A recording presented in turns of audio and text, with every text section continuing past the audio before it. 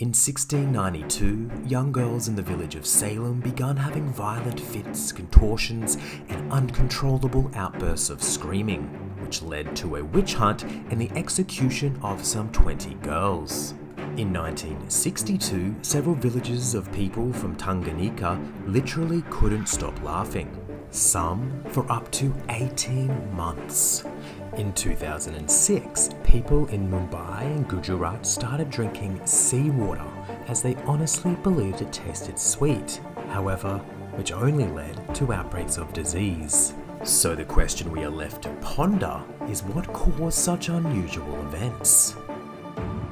This is Dynamic Science, and in this video we're going to explore the deceptive and complex phenomena that is epidemic hysteria.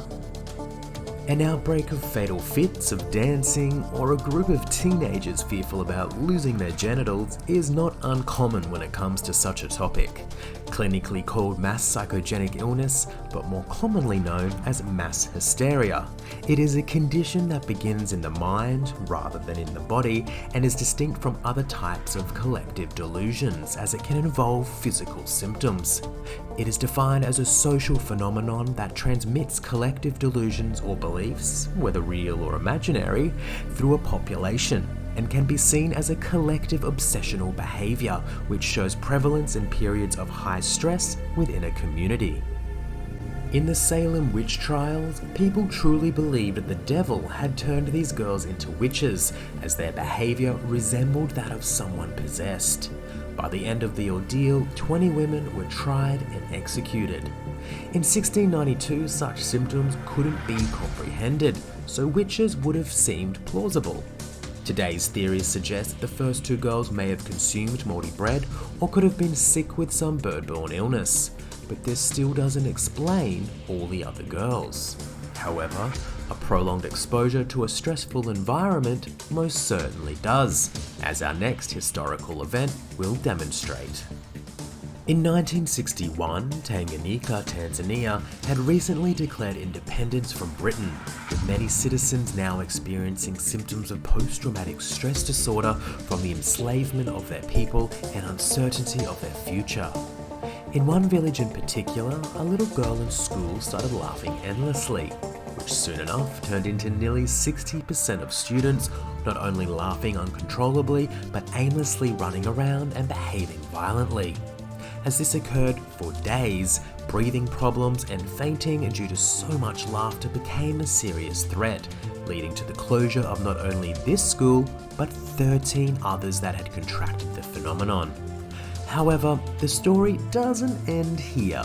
As all of the students made their way home through their communities, it began to spread, creating laughing hysteria throughout the entire nation.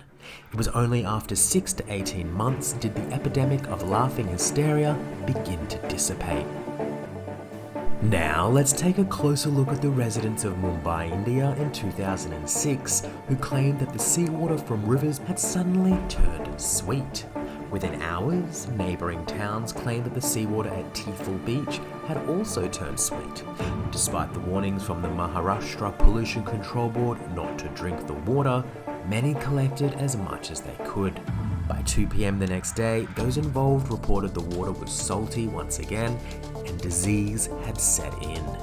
Parts of Maharashtra and Gujarat have been lacking clean water for a very long time now, which could have led to the shared experience of distress and suffering, demonstrating a key factor to mass hysteria. Specific factors that cause mass hysteria are still unknown, as it's hard for scientists to study a phenomenon which arises so sporadically around the world. Also, disregarding ethical conflicts, trying to replicate the experience in a controlled environment has also demonstrated to be problematic. However, what does seem to be a reoccurring relationship is feelings of pain, distress, or confusion within a community when an outbreak occurs. So, how does one protect themselves if we aren't even sure what mechanisms cause it in the first place? Well, the best defense we have so far is by creating space between stimuli and your reactions, which can be done through mindfulness. allowing you to then exercise critical thinking to correctly evaluate a situation before you react.